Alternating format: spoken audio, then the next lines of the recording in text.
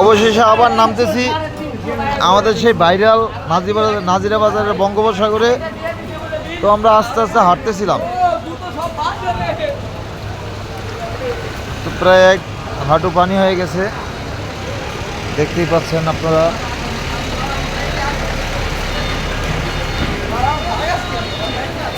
ঐতিহ্যবাহী নাজিরা বাজার,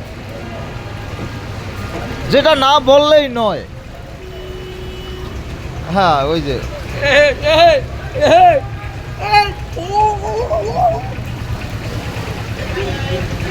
ঝুঁকে গা নেই সালা।